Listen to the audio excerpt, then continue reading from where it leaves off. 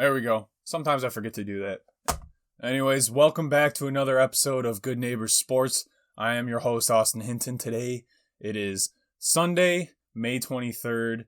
It's been a while since I posted a video. I planned on posting one last weekend, but got a little caught up in some stuff. Either way, we're making a video this week, and today it's going to be about the upcoming 2021 NFL season and the Buffalo Bills schedule. Let's get right into it. And now the Bills are on the rise again. It is pandemonium. It is fantastic.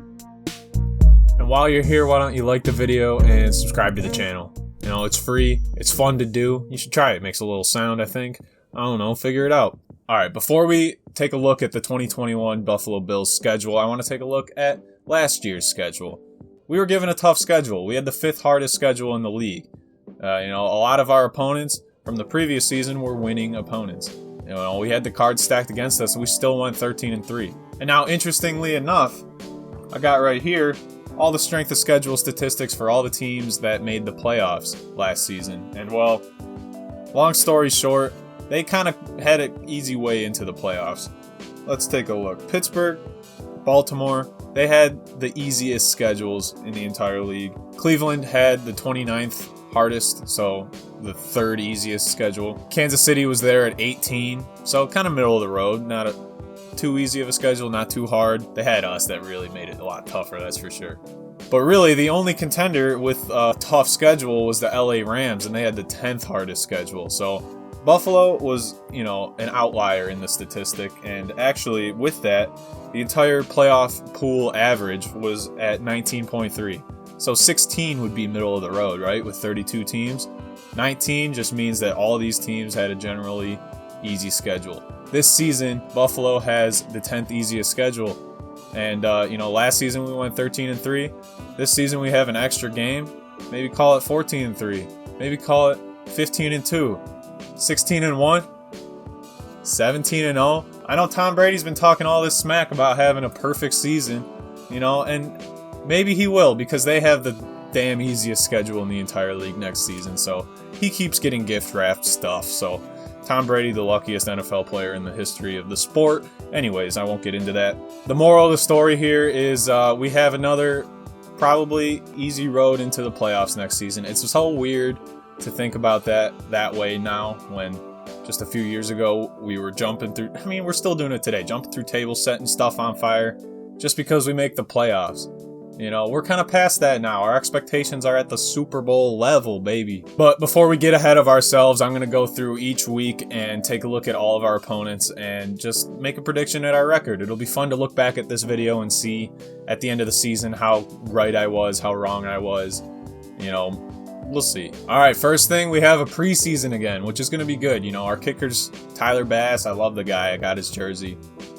Ass kicker, my man. He's gonna have some warm-up games now, so he'll be coming out of the gate a little bit warmed up, a little bit better. The whole team will be oiled up. The Packers are coming to Buffalo, and I'm gonna go to that game, hopefully watch the Packers play. Apart from that, the preseason's nothing too special.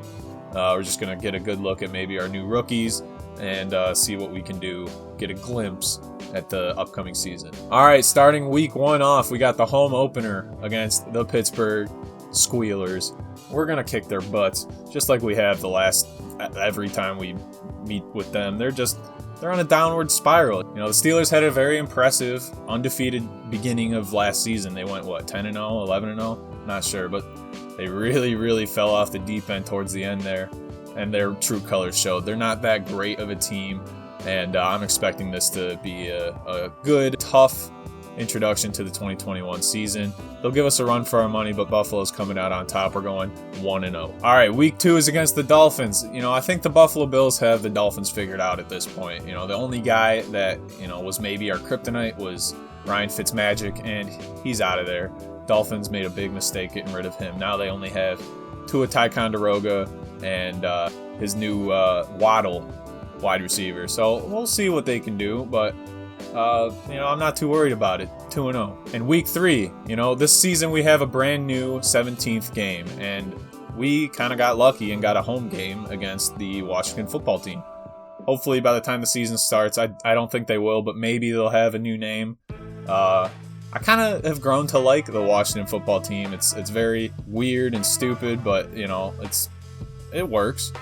But they were kind of the tallest man in the midget parade, like I said. They had the easiest division in football history. It was the worst garbage. The fact that the Washington football team even made the playoffs is a joke, and it's insulting to the other teams that did way better than them that were snubbed from the playoffs. But I digress. I'm not the one making the rules, but week 3 we should have another win under our belt because Washington's a rebuilding team. They're doing all right. They're doing good things out there, but they need some help, and Buffalo's not going to give it to them. We're going to give them a fat L, 3-0. All right, week 4, we got the Texans. Now, the Texans are like the embodiment of atrophy. They're just cannibalizing themselves. They stink.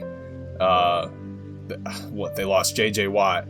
They made the worst trade in football history. Their quarterback settled, 20 or 30 different settlements from accusers for sexual misconduct. I don't know what the hell's going on down there in Houston, but they got a problem. And another problem is Buffalo. We're going to go 4-0. Another 4-0 start. I'm predicting it, and I'm expecting it, to be honest. Week 5, we got the Chiefs. Man, this is their first big tester. And, honestly, I think you fool you once, shame on us. Fool us twice, it's not happening. Buffalo is going to figure out the Chiefs. We got new edge rushers to put Patrick Mahomes in the dirt, and he's going to be hurting. That ankle is not going to be treating him well. And I think once Mahomes starts getting a little shaky in the pocket, then Buffalo's just going to capitalize and take over, and that game's going to be over. I think it's going to be a very strong victory. We're going to surprise the world, 5-0 against the Chiefs. Same story, week 6, we got the Titans. The Titans, they got us last year. They got us last year because they all got COVID and they were able to take a week off and didn't have to forfeit a game, and they were all rested up. And I'll make excuses for days because the Titans aren't great. They got Derrick Henry, and that's it. And if he runs into Josh Norman one more time, then maybe Josh Norman will have to hang up the cleats. But Derrick Henry's just one big dude, and we got some big dudes on defense to stop that guy. Maybe our run defense could pick it up this season. If not, the Titans could give us a run for our money. I'd see this going either way. But honestly, and I'm not trying to just be, biased Bills fan here, but 6-0. All right, week 7, Dolphins again. We're going to sweep them this season. I don't have to go too far into it. 7-0. All right, week 8, the once halfway point of the season, now a little less than halfway point because of 17 games. We got the Jacksonville Jaguars, and Trevor Lawrence is coming to town. Tebow is going to be there at tight end, which is weird, but, whatever. I don't see too much of an issue with Jacksonville. They're still rebuilding. Hopefully can contain Trevor Lawrence. He's a real talent, but he's new. And maybe at this point we'll see what kind of NFL quarterback he really is 8 weeks into the season, but it's too early to tell now. Other than that, all I got to say, Buffalo Bills, 8-0, undefeated, good start. All right, and now week 9, we got our first run-in with the Jets. The Jets, I would like to categorize as like what the Bills were a few years ago. They're rebuilding. They have a new head coach who I think is going to really help them out. Adam Gase was the reason they stunk. They turned great players into just useless players. Talking Le'Veon Bell, he didn't do too much for the Jets. It's just where players go to die. And hopefully they've turned it around because I would like to see some competition from them. Last year we were able to beat them with just Tyler Bass and field goals. This year we're going to beat them, but with touchdowns and pick sixes. 9-0. And week 10, we got the Colts. I think the Colts were our toughest adversary in the playoffs, if you exclude the Chiefs.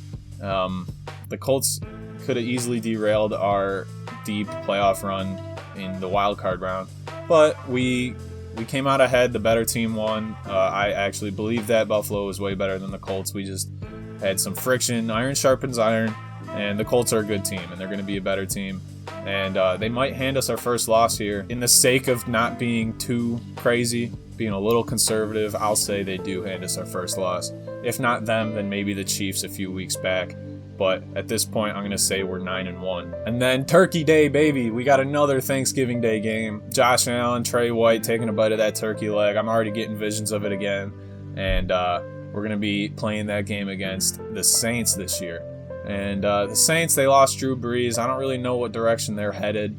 They were in absolute cap hell with the, $100 million in debt that they were. I don't know what kind of team they're going to be. They're going to be a little different, and I don't see them being the strong team that they have been in years past due to Drew Brees. But 10-1, baby, 10-1. Thanksgiving's going to be a good one. We got Week 12, our first run-in with the Patriots. Now the Patriots got Mac Jones. Mac Jones has 3 letters in his first name and 5 letters in his last name. Tom Brady, same thing. So I don't know what that tells you, but I'm a little nervous. You know, Mac Jones, he's been called the next Tom Brady. You know, the frat boy with the dad bod, unathletic as hell, but somehow wins. I don't want the Patriots to go back to the dynasty.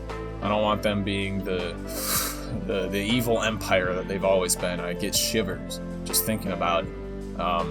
And in order to prevent that, Buffalo's got to keep our heels on their necks. We stomped them last season. We got to keep that pressure on and go 12-1 or 11-1. I don't know. I lost count at this point. It was 11-1. Oh well. All right, and now we got Week 13 against Tampa Bay Buccaneers and Tom Man-Baby Brady. This guy. This is really what should have been in the Super Bowl last season. You know, this will be a good glimpse at what we would have seen. It's going to be in Tampa, and it's going to be a good one. So it's going to be a repeat of the Super Bowl without the Chiefs and put the Bills in there, see what happens. I'm going to treat it like it's the Super Bowl, and it'll be a good one. It's been a minute since we've faced off against Tom Brady, and I would like to send him off with a Greg Rousseau, slam him into the dirt with his 8 feet wingspan. He's going to be scary. Greg Rousseau, let's just get back right into it. I don't want to talk about Tom Brady anymore or the Tampa Bay Buccaneers. We're going to win 12-1. Week 14, we got the Panthers. Panthers, again, they're another team. I don't really know what they're going to be doing next season. I'm not too worried about them. Basically, our entire Bills team was siphoned from the Panthers, so the Bills are like Panthers 2.0, and the Panthers are like Panthers 0.5. We're just way leagues ahead of them, and should be 13-1, 14-1. I'm so bad at counting. All right, yeah. So Bills are going to be 13-1 going into the second meeting with the Patriots. Like I said, we got to keep that heel stomp down.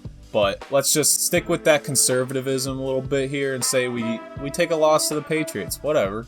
It's fine. We're already in the playoffs, you know. And if it's not the Patriots, then maybe it was the Colts. But at this point, I'm saying we're 13-2. All right, and now Week 16. It's not the last week anymore. It's the penultimate week, and we got the Falcons.